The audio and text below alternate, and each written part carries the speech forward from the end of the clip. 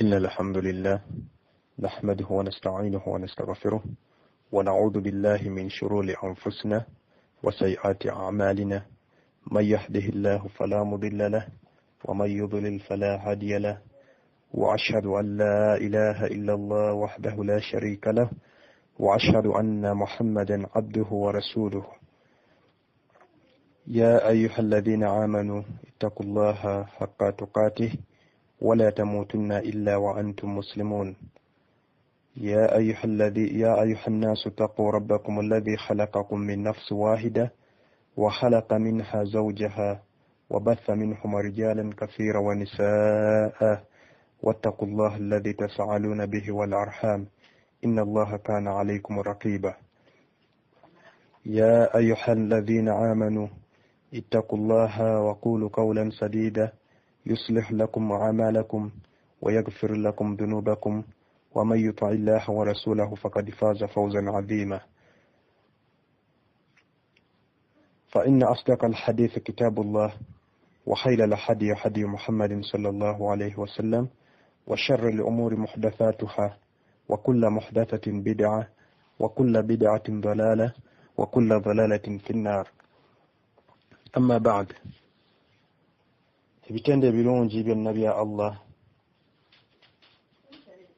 tumutendereza ne tumusaba okutuyamba tumusaba okutusonyiwa tumusaba tutasoobibwa emyoyo gyaffe n'obubi bw'ebikolwa byaffe oyo yenna Allah gw'abalungamiza teryasobola kumubuza era teryasobola kubeera nti abuza oyo teryasobola kulungamya oyo gw'ababuzizza tumusaba Allah asookusaasira n'emirembe ku mubaka Muhammadin sallallahu alaihi wasallam nkakasa n'enjatuza n'olulimi nti tewali kisinzibwa mu biriwo byonna mu butuufu okuggyako Allah era nkakasa n'enjatuza n'olulimi nti Muhammad yali muddu we era mubaka we mbakuutira baddu ba Allah okutya Allah tumutye mu butuufu bw'okumutya ng'okufa tekunnaba kututuukako nga tukyagenda mu maaso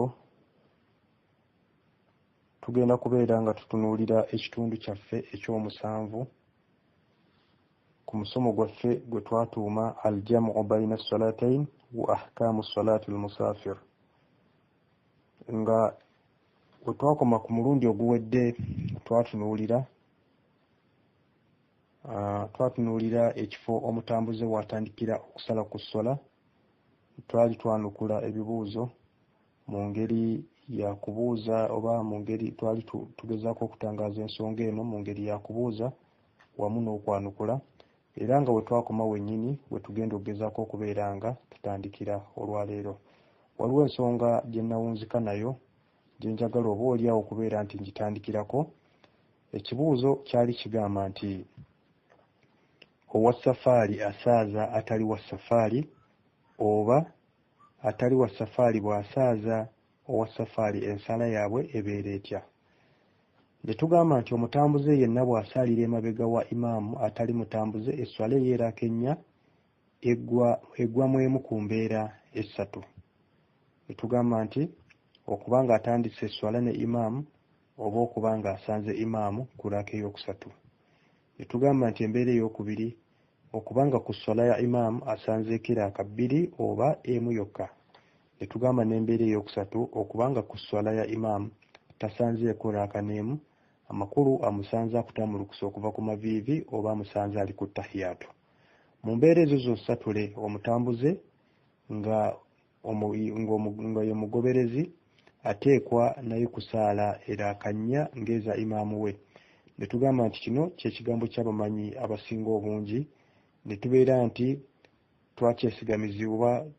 kyesigamizibwa ku bujulizi bwe twaleeta nga tugamba nti qaala rasulullahi sallallahu alaihi wasallam innama ju'ila al-imam liyutamma bihi fala takhtalifu alayhi nti omubaka alaihi salatu wassalamu yagamba ddala mazima ekyateekesaawo imaamu kumugoberera n'agamba nammwe mumugobererenga temumwawukanangako okutuusa hadiisi eyo gyekoma ne tulaba obujulizi obwokubiri ng'obujulizi obwo bwaggyibwa ku sahabi ibn Umar Allah musiime yali agamba nti buli lwe bamusaazanga ng'ali agamba nti kaana idha salla ma'a al-imam salla arba'a, nti buli lwe bamusaazanga ng'ali mu lugendo yasaalanga erakanya.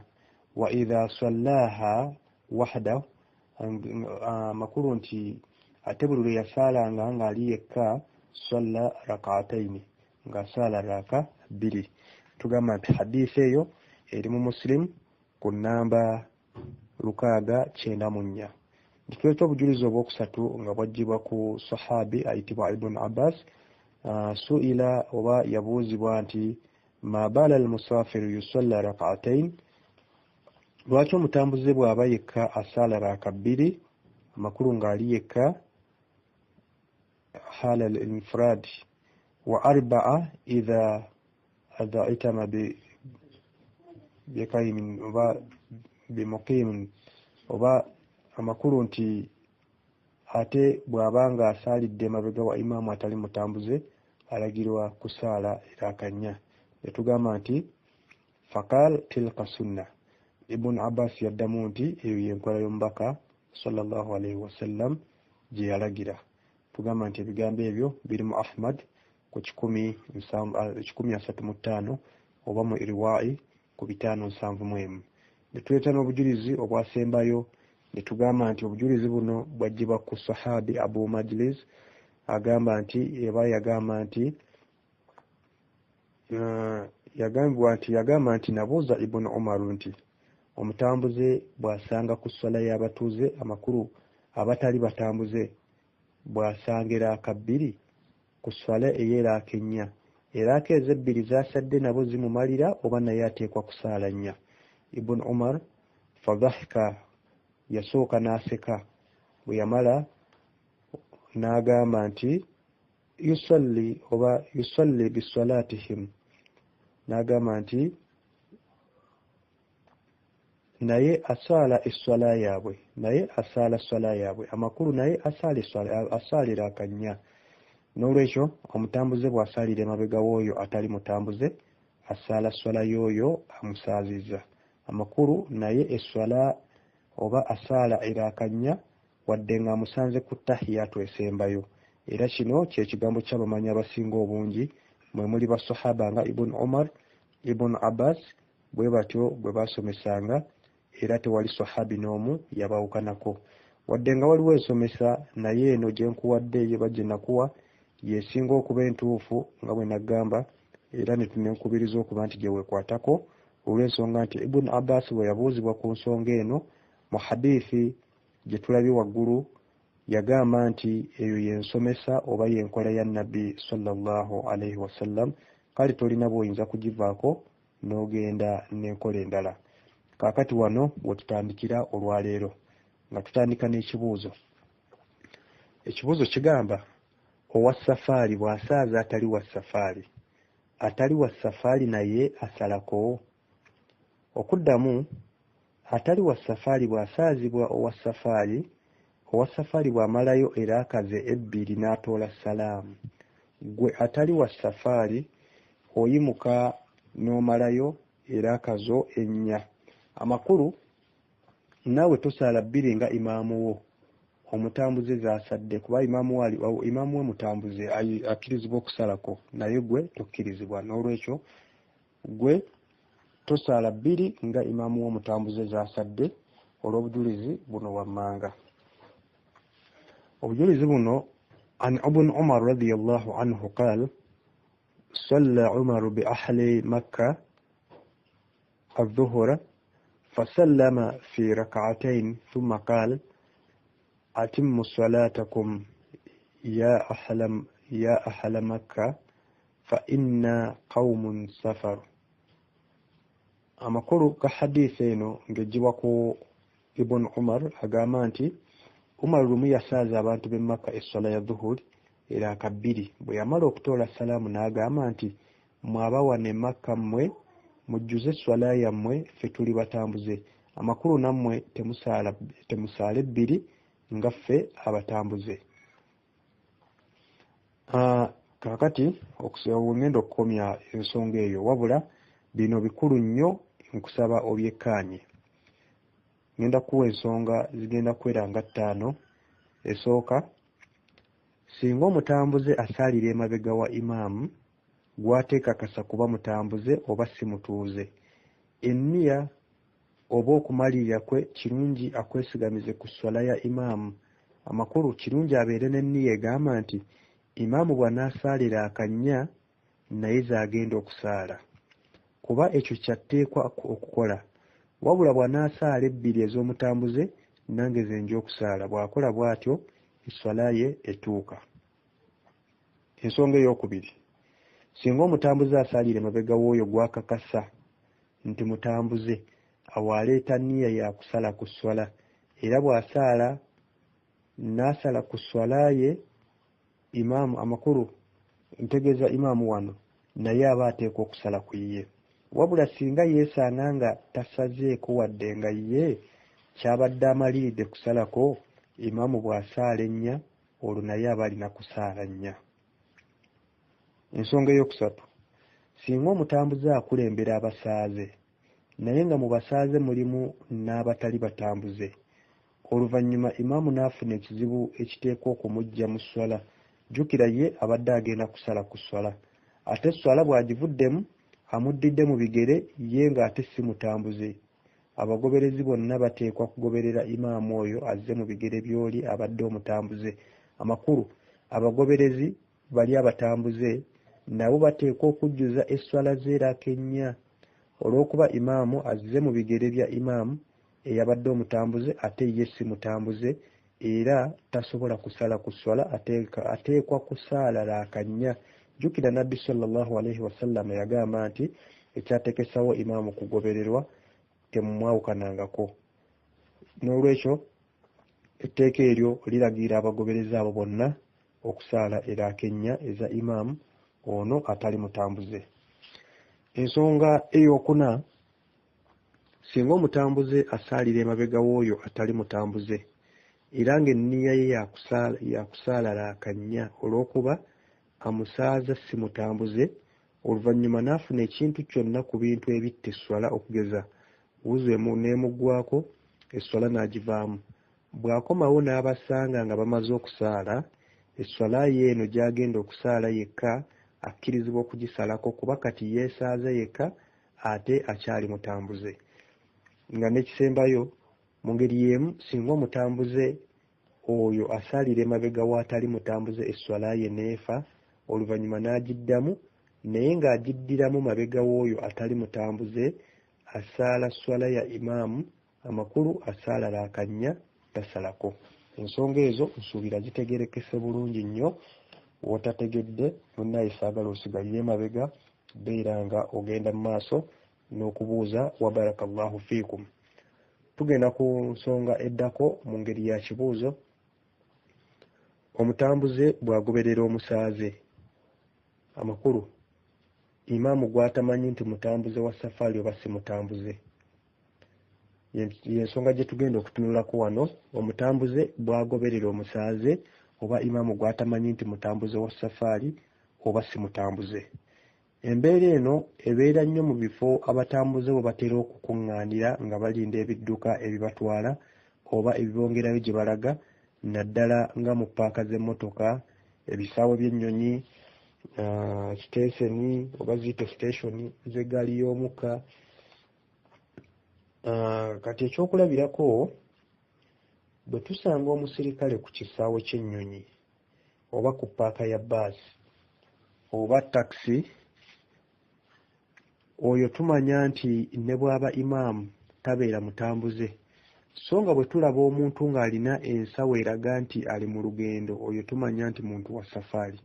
So nga waliwo okuba nga tolina kabonero konna kw'omwawulirako kumanya nti ono wa safaali oba mutuuze, kuba ebifo nga bino bikuŋŋaanya abatambuze n'abatali batambuze.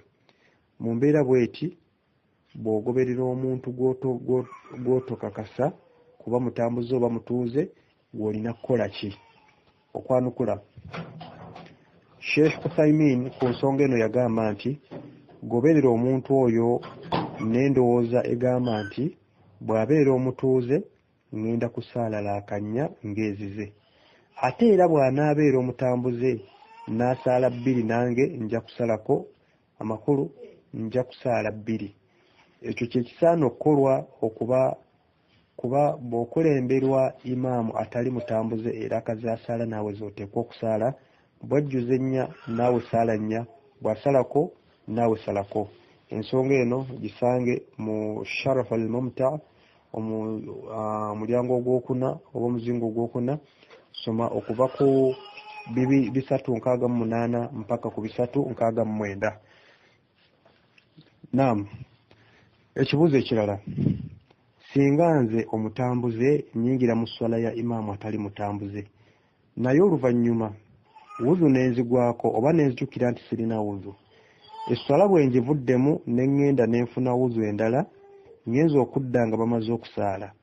Awo bwe ntandika empya nga ndi nzekka era nawo nsaala yalaakanya oba nsalako. Okwanukula, bw'otandika eyo oli waddembe okusalako, kuba ekyabadde kigenda okukusaazisa eraakenya wabadde osaalidde mabega wa imaamu atali mutambuze era nga wabadde tokkirizibwa kumwawukanako. Kati oli wekka, n'olwekyo olw'okuba oli mutambuze, eyo amakulu eyo gye weesaaza gisaleko. Ensonga eno yalambikibwa Sheikh Uthaymin mu Sharh al-Mumta' kuva osomye omuzingo ogwokuna kuva ku 369 mpaka ku 370. Agamba nti ajma'a kullu man nahfadhu anhu min ahli al-ilm an lahu qasruha, wa hadha qawlu Malik wal Awza'i wa Shafi'i wa ashabi ar-ra'i. Amakulu nti singa omutambuze asimbula ng'esswala ey'okusalako etuuse ng'agenda kugisaalira mu maaso eyo gy'alaga, bw'atuuka okugisaala asaala raaka mmeka?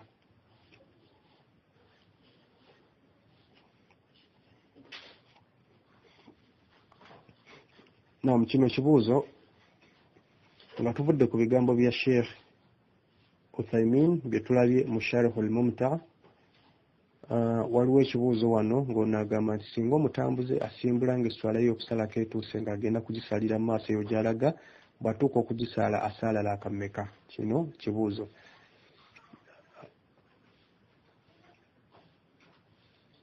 Kaakati wano okwanukula, omutambuze oyo bw'atuuka okusaala esswala eyo agisalako singa wabadde atuuse wamukkiriza okusalako.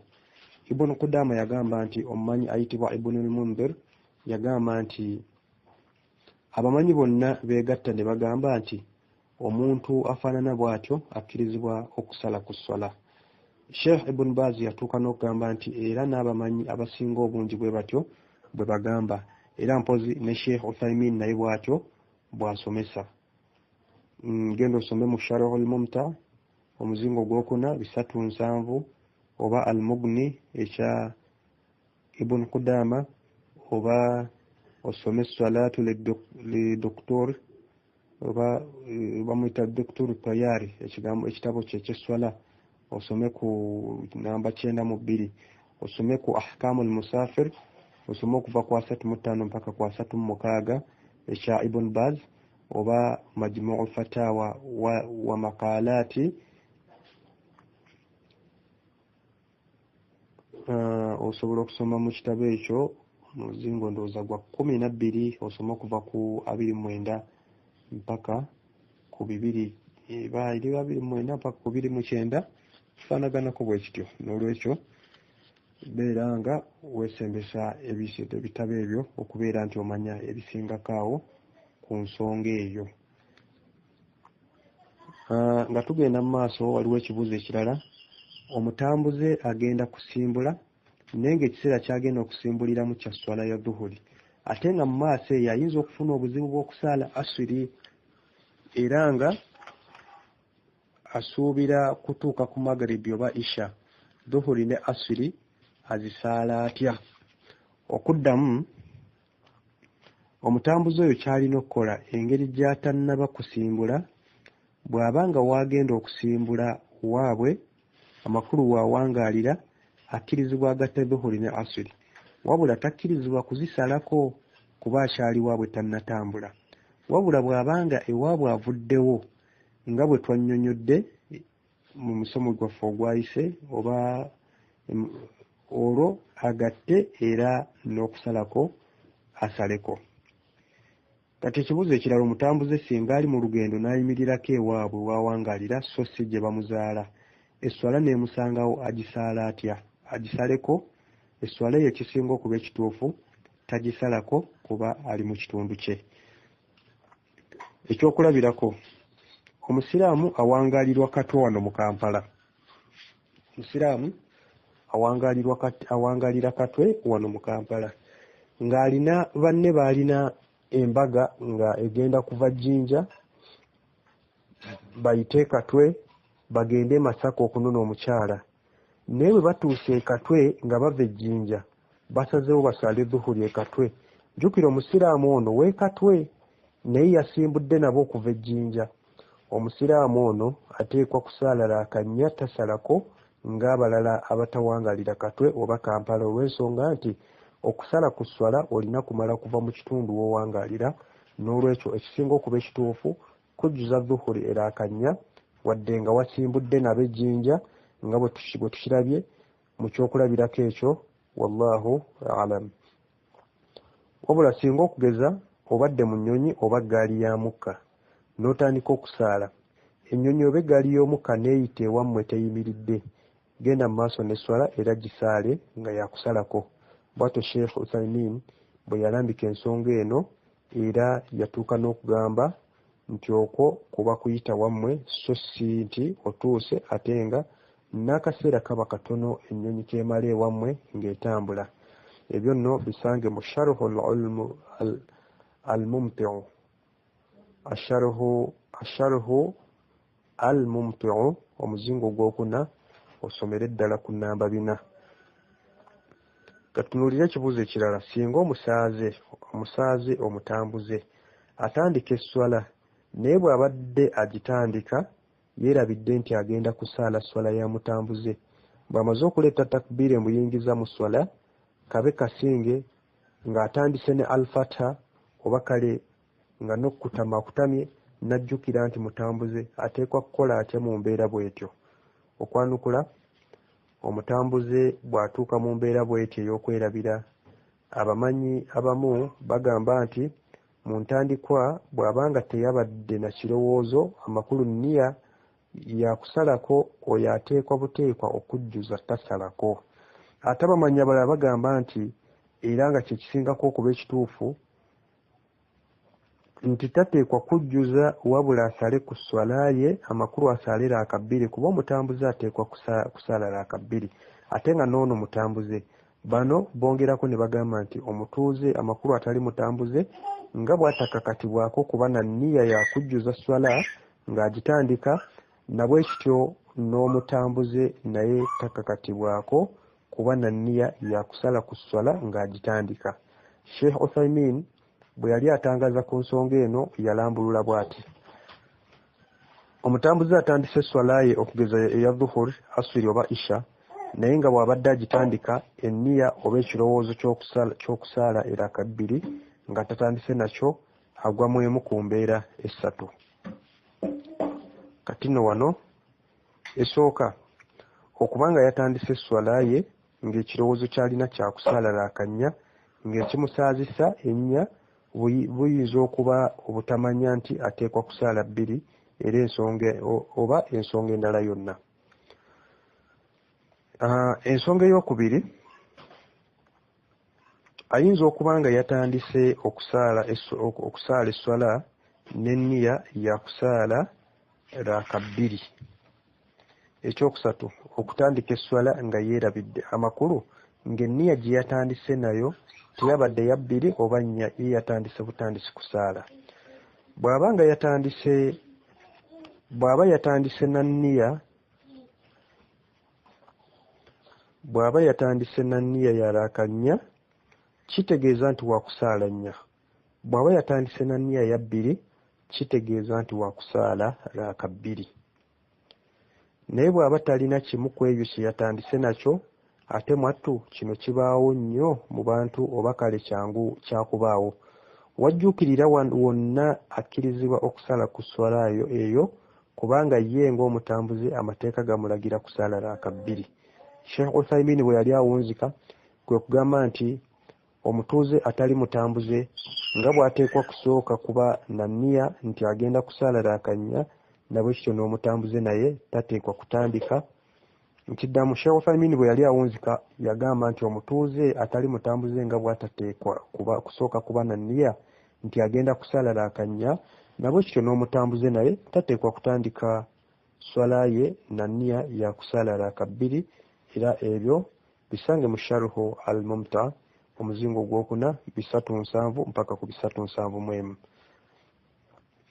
Sheikh Ibn Taymiyyah yagamba nti ekyo kye kituufu era n'enjigiriza kyegamba kuba Nabbi sallallahu alaihi wasallam yasalanga ne basahaba n'asala ku swala ng'ali nabo, era bwe yabanga agenda okubasaaza teyamalanga kubagamba nti esswala gy'agenda okusala agenda kugisalako, era teyabalagirako nti anaasala ku swala ateekwa okuleeta enniya oba ekirowoozo ky'okusala ku swala. Okutuusa ebigambo ebyo gye bikoma bisange mu fatawa ya Sheikh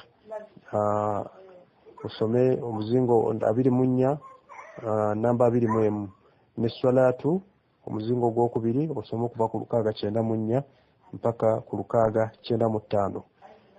Ekyeyongera ku nsonga eno, ebigambo ebyo byonna bibadde byanukula muntu eyatandise esswala ne yeerabira enniya y'okusala ku swala. Oyo tugambye wajjukirira mu swala tewali mutawaana asale ku swala ye, okutwongerako nti n'oyo atandise esswala nga teyeekakasa nti oba bwe yabadde atandika esswala yaleese enniya y'okusala eraka 2. Bwe twanukudde oli eyeerabidde era bwe twanukula n'ono abuusabuusa atakakasa nga tugamba nti naye asala raka 2. Ebyo bisange mu Asharuhu omulyango gw'okuna 371 mpaka ku 372. Ekibuuzo ekirala, ng'oggyeko olugendo oba safaari waliwo ensonga endala ekkirizisa omuntu okusala ku swala? Okuddamu, olugendo oba safaari y'ensonga yokka obusiraamu gye bukkiriza omuntu okusala ku swala. Omuntu ne bw'aba mulwadde nga muyinnyo takkirizibwa kusala ku swala, n'olwekyo obulwadde kabube nga bufaanana butya oba okutawaana okwa buli ngeri yonna tebisobola kuba nsonga esazisa ku swala. Era singa omulwadde yenna olw'obutamanya asala ku swala n'ategeerwa alagirwa esswala gy'asadde ng'agisazeeko agiddemu. Wabula obulwadde oba okutawaana okw'engeri yonna okutasobozesa muntu kusaala buli swala mu budde bwayo, omusaaze akkirizibwa okugatta esswala ya dhuhuri ne asiri oba magribi ne isha. Okugatta kuno kuba mu kiseera kyekimu ku swala ebbiri, dhuhuri ne asiri oba magribi ne isha. Ekibuuzo, singa omuntu atambula obuwanvu bw'olugendo naye n'alemwa okumanya nti obuwanvu obwo oba distance etuuse okuba olugendo, akola atya? Omuntu yenna taba mutambuze wabula afuuka bufuusi mutambuze, n'olwekyo ebbanga ly'amala nga tannakakasa nti kyalimu kituuse kuba olugendo, bw'atuuka okusaala esswala ateekwa kusaala raka 4 olw'okuba nti akyabuusabuusa ekyokuba nti afuuse omutambuze oba okubanga kyalimu kifuuse safaari, era asigale nga esswala azijjuza okutuusa lwanaakakasa nti kyalimu kati kifuuse lugendo. Bw'atyo Sheikh Uthaymin bwe yayanukula ku nsonga eno. Soma Asharhu al-Mumta omuzingo ogw'okuna 499 mpaka ku 5. Ngambye soma mu Asharhu al-Mumta omuzingo ogw'okuna osoma okuva ku 499 mpaka ku 5. Ekibuuzo kye ngenda okusembyayo nsobole okubeera nti mpunzika ensonga eno, buli lw'ogatta esswala era oteekwa buteekwa okusalako, ntegeeza ng'oli mu lugendo. Okuddamu, nedda. Omuntu waliwo abeera ng'alina ensonga emugattisa esswala naye ate nga si mutambuze, oyo kiba kitegeeza nti agatte naye takkirizibwa kusalako. Ekyokulabirako, ayinza okuba nga mulwadde ng'ali waka ng'oluusi bw'amira eddagala kimwetaagisa okwebakamu ekiseera kumpi nga kya swala bbiri nga tasobola kusaala buli swala mu budde bwayo, oyo agatte wabula tasalako. Oba omuntu ayinza okuba n'ensonga ng'obudde bwalina butono nnyo ng'ate ateekwa okusaala.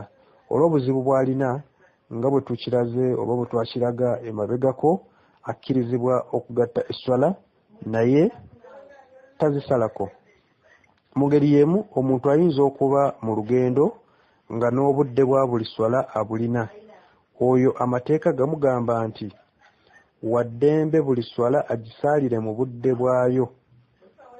Ngambye mu ngeri y'emu omuntu ayinza okuba mu lugendo nga n'obudde bwa buli swala abulina, oyo amateeka gamugamba nti waddembe buli swala agisaalire mu budde bwayo naye ng'asaala raaka bbiri nga bwe twakirambise emabega nti omutambuze z'alina okusaala. Wabula bwe yeesanga ng'obudde bwe bufunda, kitegeeza nti agatte ate azisaleko. وفق الله الجميع لما يحبه ويرضى والحمد لله رب العالمين.